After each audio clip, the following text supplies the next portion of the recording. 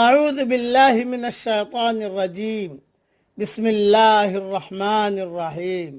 سورہ مؤمنون کی 3 آیتیں پڑھ رہا ہوں، آیت نمبر 78، 79 اور 80۔ وَهُوَ الَّذِي أَنشَأَ لَكُمُ السَّمْعَ وَالْأَبْصَارَ وَالْأَفْئِدَةَ، اور وہی ہے جس نے تمہارے لیے کان اور آنکھیں اور دل بنائے۔ قلیلا ما تشکرون، تم بہت کم شکر ادا کرتے ہو۔ وَهُوَ الَّذِي ذَرَاكُمْ فِي الْأَرْضِ وَإِلَيْهِ تُحْشَرُونَ، اور وہی ہے جس نے تم کو زمین میں پھیلایا اور تم اسی کی طرف جمع کیے جاؤ گے۔ وَهُوَ الَّذِي يُحْيِي وَيُمِيتُ وَلَهُ اخْتِلَافُ اللَّيْلِ وَالنَّهَارِ، اور وہی ہے جو زندہ کرتا ہے اور مارتا ہے، اور اسی کے اختیار میں ہے رات اور دن کا بدلنا۔ افلا تعقلون، تو کیا تم سمجھتے نہیں؟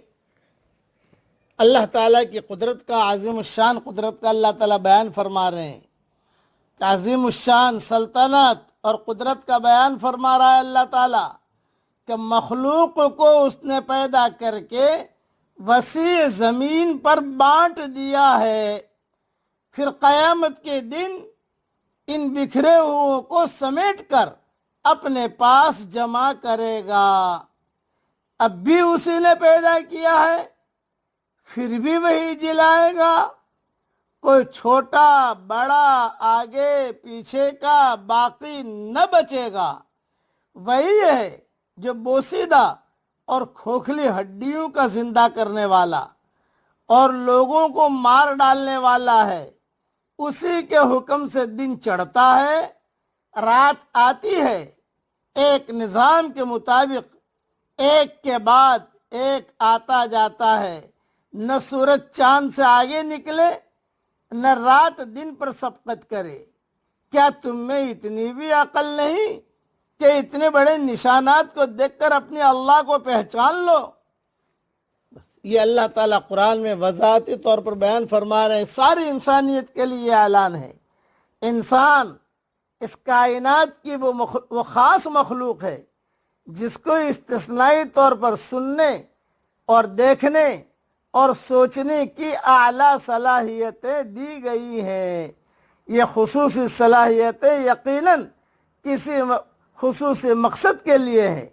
وہ مقصد یہ ہے کہ آدمی ان کو حقیقت حیات کی معرفت کے لیے استعمال کرے، اور وہ اپنے کان سے اس صداقت کی آواز کو سنے جس کا اعلان یہاں کیا جا رہا ہے۔ وہ اپنی آنکھ سے ان نشانیوں کو دیکھے جو اس کے چاروں طرف بکھری ہوئی ہیں، اور وہ اپنے سوچنے کی صلاحیت کو استعمال کر کے ان کی گہرائی تک پہنچے۔ یہی کان اور آنکھ اور دل کا شکر ہے۔ جو لوگ موجودہ دنیا میں اس شکر کا ثبوت نہ دیں، وہ ان انعامات کا استحقاق ہمیشہ کے لیے کھو رہے ہیں۔ خدا کی جو صفات دنیا میں نمایاں ہو رہی ہیں، ان میں سے ایک یہ بھی ہے کہ وہ زندہ کو مردہ اور مردہ کو زندہ کرتا ہے۔ یہ خدا بالآخر تمام مرے ہوئے لوگوں کو دوبارہ جمع کرے گا۔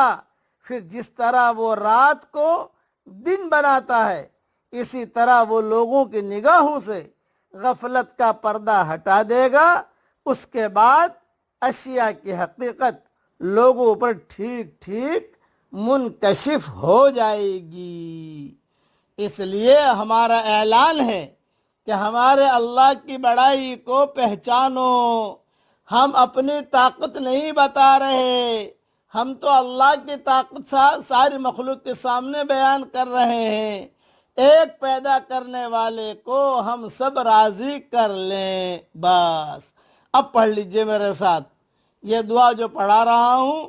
اس دعا میں حضرت عیسیٰ علیہ السلام کا نور ہے، محمدی مہر کے ساتھ۔ پڑھیے، اللہم اجعلنا مبارکین اینما کننا، اے اللہ جہاں تو ہمیں رکھے بابرکت رکھ۔